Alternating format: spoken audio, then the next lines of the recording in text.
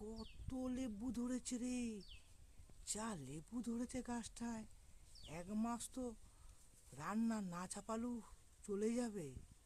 বউকে বলতে হবে এখান থেকে লেবু নিয়ে গিয়ে খাবো আমরা, 1 মাস রান্না করতে হবে না।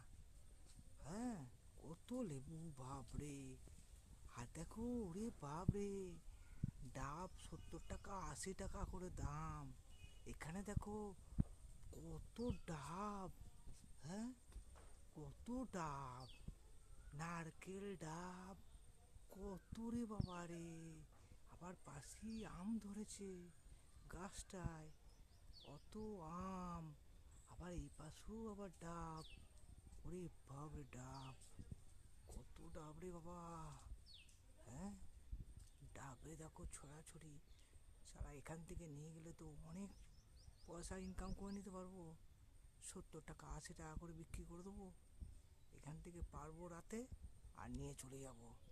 হ্যাঁ, গিয়ে সব বিক্রি করে দেবো, অনেক টাকা হয়ে যাবে। কত দেখো, ওরে বাপরে!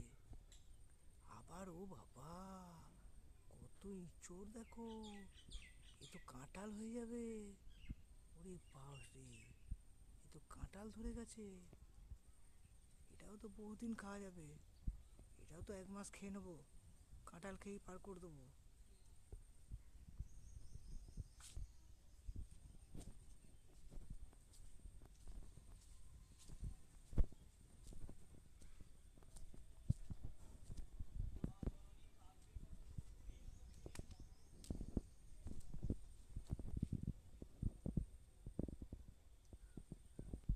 তার মানে এখানে খাওয়ার অভাব হবে না।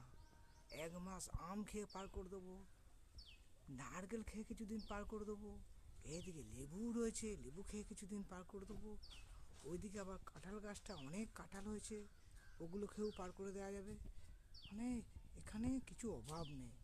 মাঝে মাঝে পেরে বিক্রি করে দেবো টাউনে নিয়ে গিয়ে।